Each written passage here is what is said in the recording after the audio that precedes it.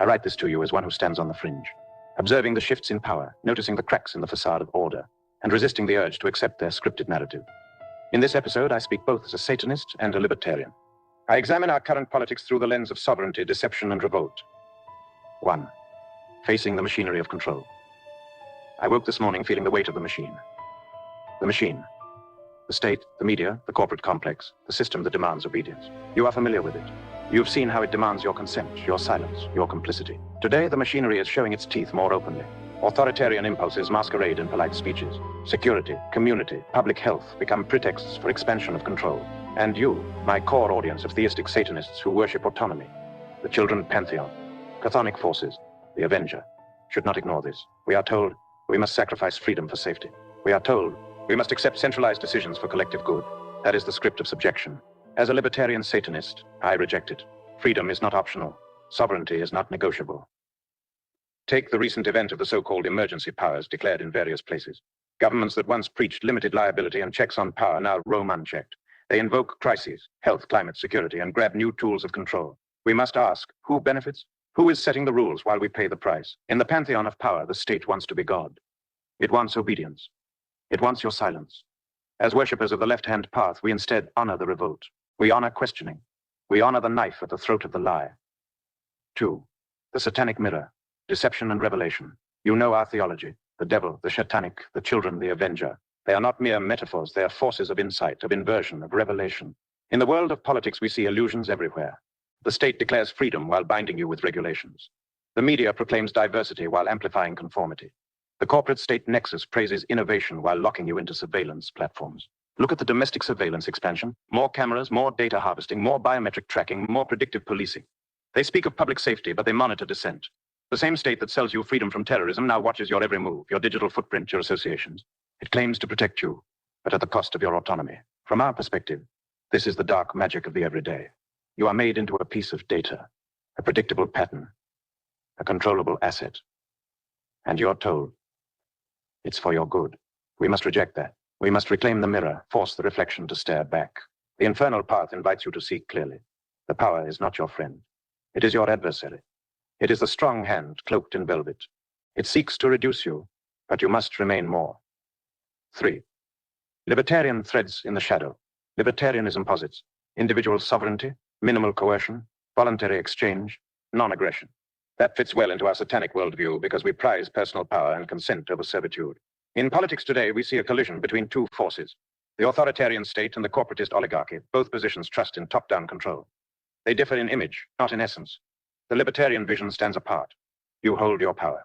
You choose your associations. You let the state exist only to protect rights, not to grant them. I see 3 arenas where this clash is especially vivid. A. Economic control. Governments and big business merge. Subsidies, bailouts, monopolies. We're told this is inevitable in the age of globalization. But from the infernal vantage point, that is surrender. You trade your autonomy for comfort. They give you convenience. They claim necessity. But the price is your obedience. B. Information control. Big tech platforms moderate your speech. National security agencies monitor your chatter. The public good is used as a shield for censorship. You may believe you are free, but you are inside a bubble, a curated circuit. The satanic ethos says, break the circuit, speak, resist, question far more than you accept. C. Social engineering. The state uses education, media, health protocols, and culture wars to shape compliance. They ask you to conform to certain identities, behaviors, norms. They call it liberation. But it's standardization. We must oppose that. I tell you, your identity is chosen, your devotion is chosen, your path is chosen, not assigned, not coerced. 4. Recent events. Control intensified. Let's look at specific events to ground this. Recently, we saw sweeping federal powers extended in the US in the name of national security. We saw surveillance programs revived, increased biometric tracking, expanded public health mandates. In places abroad, states declared digital ID systems mandatory, set up citizen scoring, mandated consent to data harvesting. For instance, the push for digital citizenship and government-mandated apps that monitor health, movement, social contact. While promoted as protecting the vulnerable, these tools are already structured to become permanent. Who controls the data? Who has access? These are not rhetorical questions. They define your sovereignty. Another event. Corporate alliances with the state to regulate content, enforce disinformation laws, ban extremist voices. As a libertarian Satanist, I flag. When a private corporation and a public institution collaborate to suppress dissent, you are left with no sanctuary. And the doctrine of common good is again rising. Officials say we must sacrifice for community safety. In truth, the sacrifice is yours. You give up your options, your privacy, your ability to dissent. 5. Satanic response. Ritual, rebellion, sovereignty. How do we respond? As practitioners of the path of darkness, as devotees of the children and the avenger, as students of liberation, we act. Not with illusions, not with naive revolt, but with ritual, clarity, and strategy. Ritual of clarity. Each new law, each new surveillance mandate deserves a ritual of naming. You identify it for what it is, power grabbing. Then you internalize your resistance. Sit with it. Let the anger and clarity fuel your resolve. Ritual of sovereignty. You reclaim your domain. It may be your mind, your spiritual practice, your physical space. You resist the logic that your freedom is subordinate to the state's definition of security. Practice self-governance. Decide your terms. Set boundaries. Ritual of engagement, but you also engage politically. You volunteer your voice. You resist passivity. Libertarian action is not abstention. It is involvement in context of non-coercion. Speak up. Vote if useful. Challenge laws that expand the state's reach. Support decentralized systems. Use encrypted communications. Build networks of voluntary association. Ritual of exposing the lie. Use your occult insight. Expose the narrative of safety meant to mask erasure of choice. Use channels of dissent. Write, publish, organize. Make visible the mechanisms of control. 6. The threat of false rebels. Here's something to watch. Movements that promise revolution, but end up replicating state control. Many populist parties claim to oppose elites, but then seek power to impose their own dogma. We must guard against false rebellion. In libertarian Satanism, we know. Revolt is not only against left authoritarianism, it is also against right authoritarianism, sectarianism, ideological absolutism. If you replace one hierarchy with another, you lose the path. The path is freedom, self-sovereignty, the light of the infernal eye that questions everyone, including yourself. When political groups say, we will liberate you, they often mean you will obey us. Your autonomy is sold softly. Stay alert. 7. The local versus the global. Another angle. We see globalization advancing. International treaties, data frameworks, multinational corporations. The narrative, we are all connected. But the reality, you become an integral piece of a giant system you cannot influence. You lose local autonomy. As libertarians, we say, decentralize, localize. Small communities of free individuals. Systems you can opt into or walk away from. In the infernal tradition, we say, your path is personal. Not one size fits all. Your allegiance is to your own oath, not to abstract global government. So when you hear we must surrender national sovereignty for global good, raise your sword. Ask, who's good? At what cost?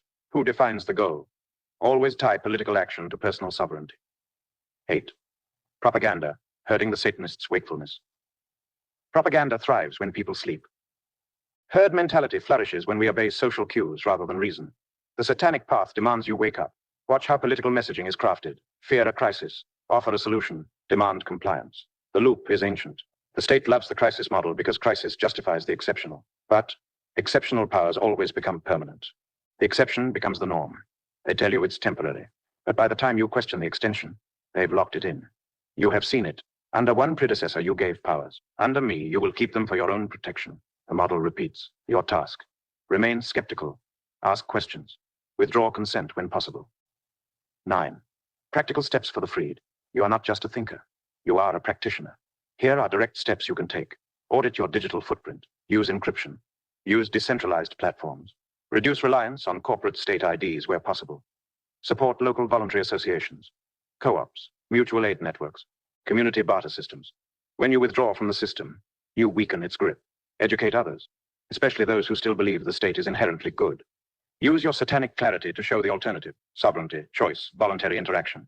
Stay financially independent. Avoid dependence on systems that can manipulate you through state-corporate overlaps. Engage politically, but on your terms. Back candidates or policies that limit state power rather than promise its expansion. Ritualize your resistance. Your path is not only in words, but in symbolic acts. You choose your oath. You honor the avenger, the children, the shaitanic power of disruption, and you apply that to your civic being. 10. Looking ahead. The next shift. Here's what I'm watching. The next large move by power structures will be digital identity combined with economic control. If you have a single ID that tracks your health, your finances, your social score, you belong to the system. They offer convenience, just as they always do, and you trade freedom. Another move. Pre-crime predictive systems using AI. They will say, we can intervene earlier to protect you. But the intervention means enforcement. The you is the citizen they monitor. Watch for laws that criminalize thoughts or potential threats. That is the end of autonomy. In response, our movement must evolve. We must use obscurity, decentralization, hidden networks, Voluntary gatherings. We must not rely solely on public protest or mainstream channels. 11. Closing. The Infernal Oath. I close this dispatch with an oath for you. Restate it aloud, if you will. I will not yield my sovereignty. I will not accept the narrative of surrender as safety. I will seize clarity, cut through lies, stand in rebellion when necessary. I will build voluntary bonds, reject forced systems, and honor the infernal path of freedom. I will act locally, think globally, and refuse to serve the machinery of control. You are the agent of your own liberation. The state may tower, the media may roar, the corporation may whisper, but you choose your allegiance. You choose your ritual. You choose your power. Stay awake, stay sovereign. I'll meet you in the shadows. Spartacus 33, The Infernal Dispatch.